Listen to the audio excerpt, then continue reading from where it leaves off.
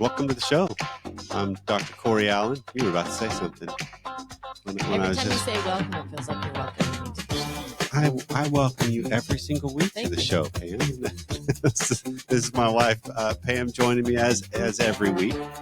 We're at Sexy Marriage Radio. We're having honest, straightforward conversations that want to help propel your life into deeper and more meaningful connections.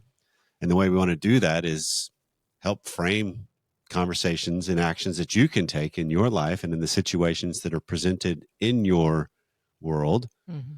Because we have a fundamental belief here at Sexy Marriage Radio that when I change how I view what's going on, I can change what I do regarding what's going on. Mm-hmm. Because I know there's a lot of people that have found Sexy Marriage Radio over the 12 years we've been doing this show that maybe they're like us in some regards, in the sense that there's problems that happen in marriage and you're like, wow, how can I just get Pam to change so that my problem in my marriage goes away? That's what I wanted of you. What?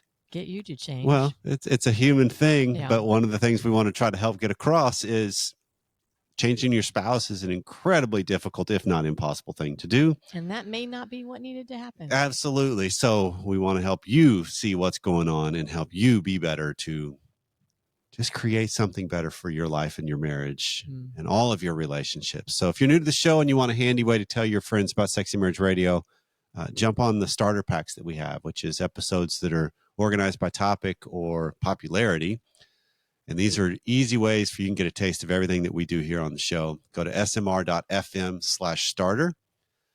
And also, if you got some feedback, we want to hear from you. 214-702-9565 is our voicemail line. And that's where we get comments, questions, thoughts that round out the conversations we have here, because Sexy Marriage Radio is a conversation. It's basically a 12-year-long conversation that we've had in some regards. So far. Yeah. And so we want to hear from you. So let us know what's on your mind or how topics we can cover better or explore, because we haven't yet, by calling us, or feedback at sexymarriageradio.com.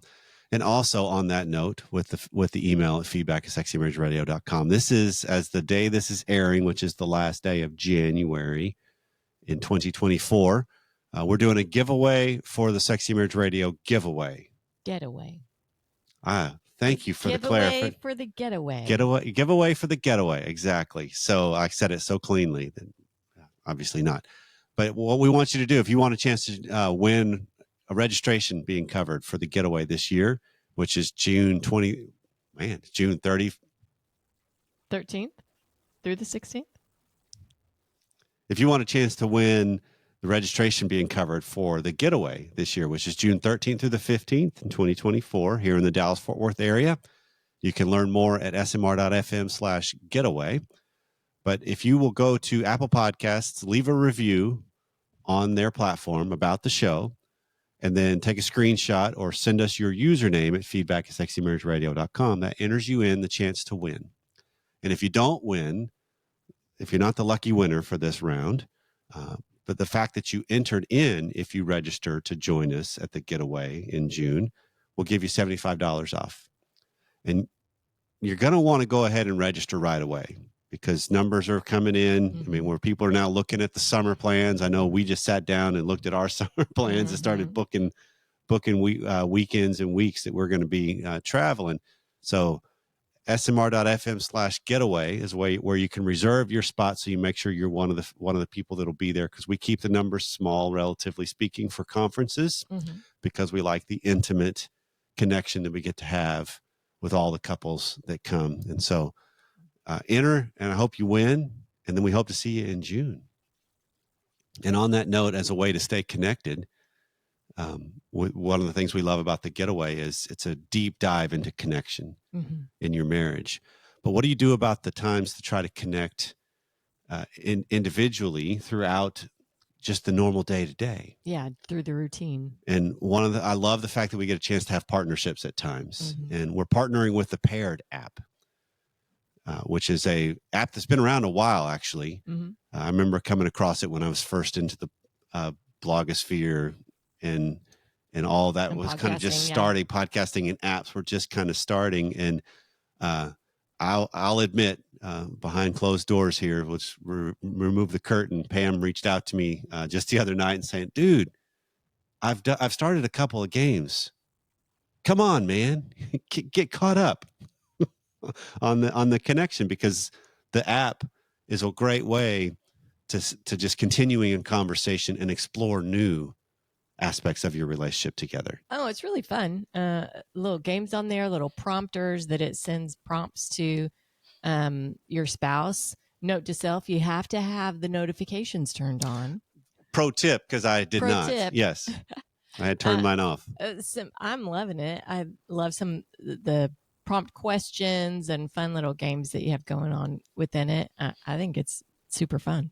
And the thing that's so great to me, Pam, about the way they've got this designed, and obviously there's a whole lot more than just this aspect we're talking about, but what they have designed is this is a way to continue and have conversations on a regular basis with your spouse, because it's only the two of us on this app in regards to the way we have it paired. Yeah, just directly between the two of us. Yeah.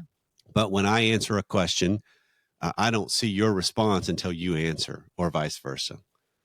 Right. Which is fun, because then it's not this whole, oh, I got a prompt that Pam answered something and I can see, oh, what'd she write? And then I can adjust accordingly or soften something. So it's a great way to really start to have a chance to be vulnerable with each other. And then that's going to lead to more conversations or more exploring or more fun. And we suggest you try this out, because when you're talking about relationships and conversations, this is one of those things that's just important to have ways to inject some energy, some hilarity, some thought-provoking ideas, and some exploration and creativity. Yeah. So if you're just a few dates in, or you've been together for a long time, try lightening the mood and have fun with your spouse by using Paired. Head to paired.com/SMR and get a 7-day free trial and 25% off if you sign up for a subscription. That's Paired, PAIRED.com/SMR to sign up today. Connect with your partner every day using Paired, and a happier relationship starts here. Well, coming up today on the regular version of the show is a continuation of a conversation from a prompt you had in last week's episode about the truth about the pressures that happen in marriage and in sex. And you just made an offhanded comment. I don't even know if you remembered from our conversations before we started recording. I said, hey, I want to build off that. You're like, I said that? Yeah. What did I say? But it was the idea of who's responsible for whose orgasm and erotic energy and passion when it comes to marriage and sex. Yeah. Right. And so we're going to build off of that and explore who is responsible for who. That'll be fun. In that regard. And then on the extended content, which is deeper, longer, and there are no ads, you can subscribe at smr.fm/academy. We're going to look at the 3 components. I came when I was walking across the web looking for some just ideas the other day. I came across what are the 3 essential components that create and are aspects of the female orgasm. Okay. And so if you want to know, you're going to want to be a member of the extended content today. I'm pretty sure I would not be able to answer what that was, and that's a little odd, but you'd be able to answer them. Okay. But maybe you have not thought of them this way. Gotcha. But what way is that? You have to find out. All that's coming up right after this. So last week you made a comment that when we were unpacking the idea of just the pressures that happen in marriage and particularly our sex lives, because it's unavoidable. And so if you think about it, it's not I get the choice of this pressure or no pressure. It's which pressure, which then starts to reveal things in ourselves. So what jumps out to you when you think back to this conversation that we had about you made the statement of you felt like it was my responsibility, that I needed to change some things to awaken some things in you. That's what I heard. Maybe you hear differently in this. It wasn't that you needed to change some things. I don't recall thinking that or saying that. It was I just took forever and couldn't ever get my head in the game. And so you were always patient, really long massages, you name it, all kinds of stuff that you powered through. Right. And while I was thankful for it, I kind of expected you to be able to do that. Oh, okay. Get So me it created into a the dynamic then Mm-hmm. that was a different power distribution, if you will, Yeah, of yeah. who's responsible for the different aspects. Because I think we have to also Mhm. break this up in one way to help frame this. I think that'll help the audience and us as we're having this conversation is going back to Ian Kerner's work of when you look at a sexual encounter, there's a beginning, there's a middle, and there's an end. And those are different acts, right? And I'm not just talking about foreplay Yeah. or foreplay for foreplay's sake, which we've done an episode way back in the archives on that idea too.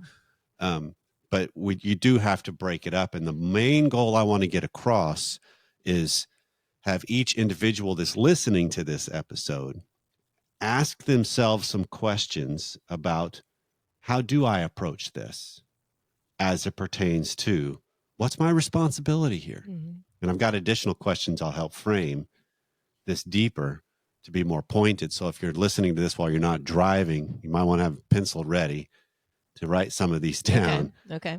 Because I think these are good prompts. Yeah. To help us individually explore these. But when you look at this dynamic, and let's use it in the framework of you and I. So when it comes to our sex life, is it my responsibility to please my wife? Is it the wife's responsibility to please herself?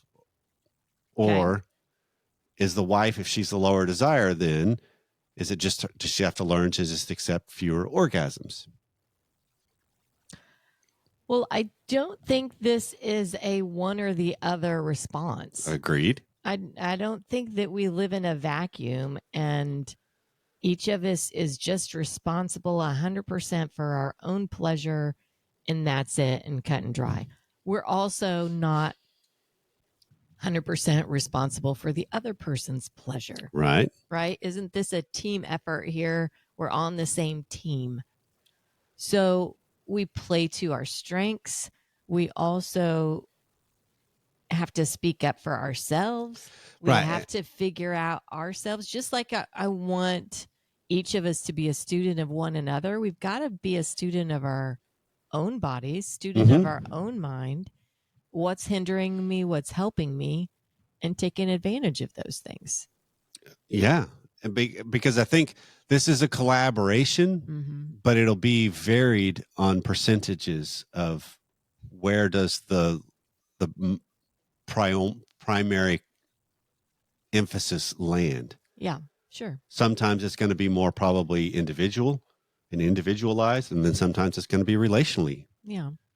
And that's where I think a lot of times what trips people up is we get caught up in this dilemma of, well, that's just, you've got to get me there, or I'm here just for you, or, and that's what we've been unpacking some the last couple of weeks on the episodes is some of these undercurrents of the energies that are at play and how am I contributing or taking away from the experiences because of how I'm orienting towards them.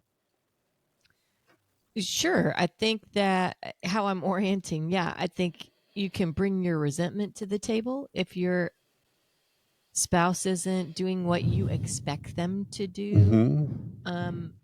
Or if they're, so much of this is what is my mind map of what you're doing and what I expect you to do.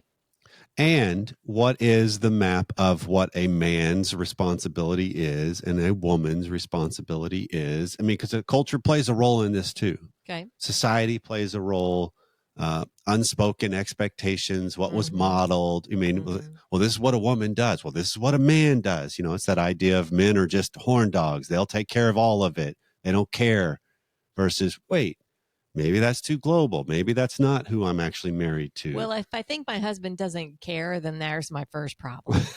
Right. Right. Because maybe he does, maybe he doesn't. But if that's my perception, that's going to play into it. Right. But then even that perception can be skewed by, well, sometimes that's an easier narrative for me not have to face me either. Okay. Right. And this in reverse is true too, that let's use the practicals here. Okay. Because you made the comment just today of expecting the massages, knowing it would take a while, but it almost then becomes where, okay, in some regards it would let you off the hook. I'm not meaning entirely, and I'm talking because some of these are just going to be nuances that are important to make sure we don't go to extremes with, because these can elicit some reactions in ourselves that are like, wait, you're saying I'm a lazy, you're saying I don't want the, no, but there's nuances of truth in here that are worth fleshing out as people are listening to this and as we're having this conversation. And how are you saying it would have taken me off the hook? Because then it becomes this whole, all right, we know sex is going to be a part of our marriage. It was something that was agreed upon. We also know that we want it to be collaborative. We want it to be participatory, mutually satisfying and engaging. But if you know full well, they'll let me know when they're interested. They'll take care of setting the scene. Then it doesn't put much emphasis on you enhancing your sexual presence, prowess, engagement in that aspect of your life, nor our lives. And then it becomes the default. Oh, well, then I guess I'll just, because I've heard this from multiple husbands over the years. I mean, more than both hands, so more double-digit husbands I've heard this from, that one of their complaints would be they would put a lot of energy in to get sex going and make sure it's very satisfactory for her. Yeah. And she would be engaged and involved and enjoying it when it was focusing on her. Yeah. And then when it came time for him, because a lot of couples do you go, I go. Yeah. When you're talking about orgasms, that's the map and the route that is most reliable. A lot of the times, one of their frustrations would be when it became his turn, it would just be, she'd just spread her legs. Hurry up and get it over. Not necessarily that. I mean, she's still involved in it, but it doesn't feel like it's as much of an energy. It's almost like, I'll allow you and I'm here for you, but I'm not engaging towards you. I'm just more accepting you. Gotcha. And that's a different dilemma and dynamic rather than, no, let you lay back. Let me take care of this for you now. Or and there's just a different energy and tension that can be played out between husband and wife when both of us are bringing it forward for ourselves and each other. And I think that's what creates the best sex anyway, is the idea of, I want what I want and I want what you want. Yeah. You're looking out for both people. Everyone on your team, right? The two of you are a team. Right. Yeah. And so it becomes this thing of, because a lot of times I think women can get into where they think that their spouse's needs are prioritized over their needs, because it's some of the, well, he needs it more than I do. And that's the scripts. That's the map that can become this. That's how it started for us, for sure. Of, well, yeah. And I've even heard the phraseology of, she's aware of his meter when it's running, of like, oh, it's been a while. We need to have sex now because I know he's bursting at the seams here with all this energy, And so it's just all of these things play out into who's responsible for who, because if that's what is the overarching thread when it comes to a sex life together, full well part of your primary motivation is, I'm just doing this for you. Doesn't that go back to some of the different types of sex that you have? If I'm just doing it for you, maybe it's I'm whipped, I'm worn out. And so tonight is just for you. And then other times, wow, I've got the energy to get into it. And I hear that that's not 100% really what we're talking about. No, it's not. But this is what makes the distinction between the two, is making your route and your script more overt and chosen changes the way and lessens the likelihood of it being ultimately destructive in the long run. That's the goal. Yeah. That's what we talked about last week on when you set all this up, you're like, yeah, but then that's we're not talking about mercy section. I'm like, no, we're not in that No. regard. We're talking about both participating and freely choosing. And that's the overarching goal. This is just the next step in some regards of, okay, so now how do I look at this as what is my primary motivation that I'm attached to when it comes to how I approach this aspect of my life? Mm-hmm. Am I doing this because I feel like I want it? I'm doing it just for them? And how consciously am I freely choosing that? That's the main goal of this episode. Yeah. Is to help people ask the questions of their relationship to this aspect of their relationship. Well, I think one of the questions that I started, when you come to that, one of the questions that I started asking myself, well, there's a couple of them in there, because I knew that, wow, Corey is having to be super patient. He's going through all kinds of stuff. He's got to be worn out to get, for the time it takes to get me in the mood, to get me going. And and you put a lot of work into it. And I had a lot of days that I'd say, wow, how does he even want to take the time for that? Because there's other times where for me, it was like, I just don't have the energy for all the time it's going to take. I just, right. It's enough already. All that's involved. Sleep. Yeah. And I would ask myself, well, number one, is Corey mad at me because he's got to spend so much time making that happen? Right. And so it wasn't falling on deaf ears or whatever that it didn't get past me that, wow, this was a lot of effort on Corey's part. And at one point then, I don't know what made me ask this question. It was, well, I do enjoy this when it comes down to it. I enjoy it once I get into it. Why wouldn't I figure out some way to get myself there and not make Corey work so hard? I don't want him to end up getting frustrated because he's having to work so hard. Right. So that goes back to your initial question of whose responsibility is it, right? Right. And I had this epiphany or whatever of, well, I don't want Corey to end up getting mad, number one, and not wanting to do this because it's so much hard work for him.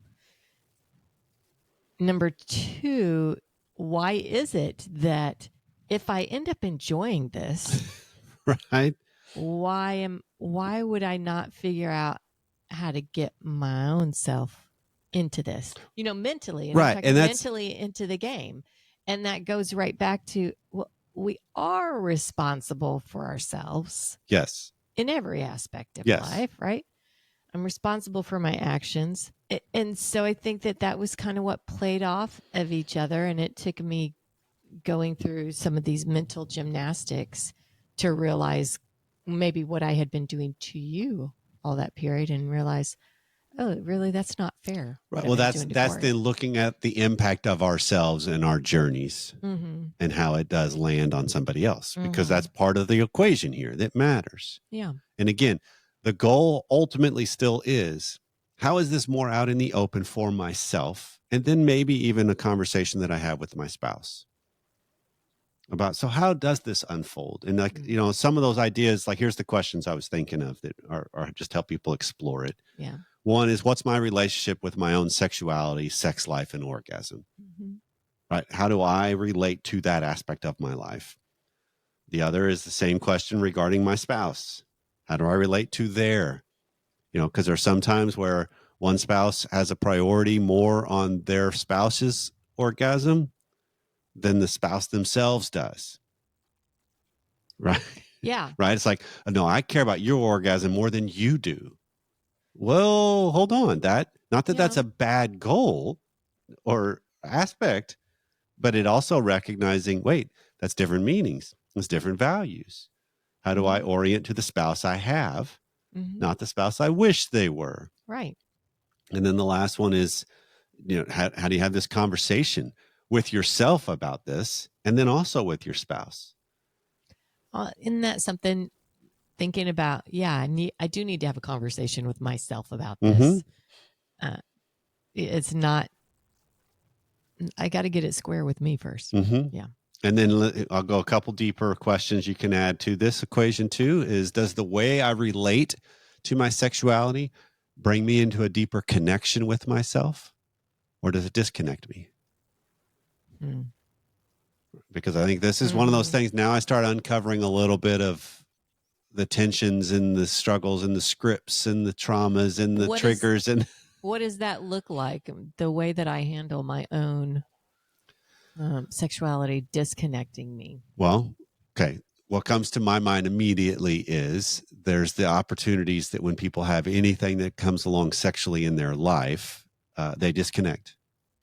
It's fun and it's pleasurable, but they're not really in tune, right? They just focus pure pleasure, physical only, but they don't have any emotional attachment to it. They don't have any spiritual, soulful attachment to this aspect of their life because they haven't put all these together, right? The other is it's a numbing thing. My sexuality just numbs me. It's an escape. Yeah. It's my way to deal with anxiety, stress, loneliness, boredom. This is where pornography becomes rampant, which is part of our sexuality. Let's just be honest, right? I've sexualized something that's not sexual. Yeah. That's relating to my sexuality in a way that disconnects me. Gotcha. Because those two don't go together. Another question of this is one I really do love. Does the way I relate to my sexuality bring me into deeper connection with God and with my character and my integrity? And then the last one is, does my sexuality bless my life and the life of my beloved? That's a strong question if you're going to answer that honestly, and realize some of our areas of weakness, throughout seasons of the relationship. Yep. Yeah, that could be a well. This is where eye opener. This is where you look at what's the impact of how this aspect of life manifests itself in my life and in my relationships. Yeah. Right, because you can sexualize things that become very troublesome. You can put these things at objectifications that are objecting of somebody or demeaning of a spouse, or so it's just, how is it blessing? How is it coming from goodness? Because these questions right here, these last three, are the ones that really do challenge our own growth and evolving into something so much deeper and so much more involved and engaging, where I truly then am in a situation where I can likely start to do more of the truly enhancing and those around me flourish. Not just, it's just part of life. It's just part, or it's demeaning, or we walk in a way a little dirty feeling, or that didn't go real well. Or, we just don't feel real good. And that's our integrity standing up. Yeah. Saying, there was something in there that was wreaking some havoc. How about we flesh that out a little bit? And then we can grow up even better. Right. And so all of this is just the idea of bringing this into the light more so that people get a better chance to ask yourself these questions about, how am I relating to this aspect of my relationship? And is it life-giving or not? Or life-sucking, right? Yep. And so when we can ask these questions and look at a framework, now all of a sudden I got a greater likelihood of exploring more what's being exposed in me here to change the dynamic and just bring it out in the open more. That's the main idea. It's just, I want to get it out in the open more, because then now my relationship pressure can do better with it, as opposed to we're not even sure what we're fighting when it comes to this pressure. So to me, this would be something that's just pretty, I think both spouses would probably know. Did they think that I'm responsible for their orgasm or not? Just in the way that your sexual relationship plays out. I got to think people know. I think deep down they know, but I think there are a lot of people out there that won't have the courage to actually admit it.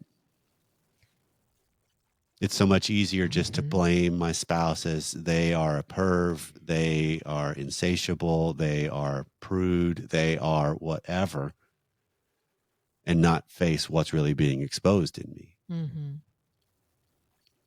And again, I love the fact that you have a leaning more towards the, yeah, but people are inherently really good. And I'm like, yeah,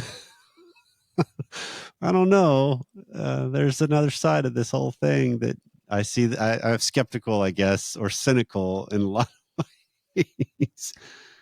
That, and I think both exist. I'm trying to go through life assuming a positive I intent. I appreciate it, but I don't think people have positive intents a lot of times because it allows them to not have to deal with some things they don't ever really want to deal with. Well, but what I'm saying is that I think people ultimately really know deep down, and we're Right. either scared to face it. Some are too lazy to face it. Some just don't have any clue how to face it. Right. And I think that's a probably a bulk of it. yep. We don't feel like we're armed. Yep. Or we've got a history with conflict with our spouse that doesn't go well. So how do we address these things that might create conflict? Yeah. And taking responsibility for ourselves is a super big struggle. Absolutely is. And we spend an inordinate amount of time trying to avoid said responsibility as we can. And so the goal becomes just kind of how we were last week in the idea that life on life terms will inevitably bring this to bear. Yeah. Our thought and my thought with this is, how do I get ahead of this game and at least lean towards it sooner rather than later? Absolutely. Because when I can do that, I harness the energy differently and I'm not as reactive. Mm-hmm. And so this is being better responding towards this and see what it uncovers. Mm-hmm. Because what it does create then is at least now I have the better opportunity to choose as things are going. Because that's why we ended it with one of the episodes from last week was one of the aspects of the episode last week was at least it's out in the open of I'm not there, but how much energy do you have? Because I'm willing to try to get there. And at least now all cards are on the table. Because sometimes it's like, absolutely, I got energy. Let's go. Yeah. And there's a lot of spouses that would be like that. Absolutely, I'm good setting the scene. I'm good. That's a challenge. That's kind of fun. That's part of the equation that makes it enjoyable. Right. But when we make that undercurrent not visible, that's where it starts to wreak all kinds of havoc. Yeah. The goal just becomes get it out in the open. And then both parties can choose better or not. But at least it's an honest choice.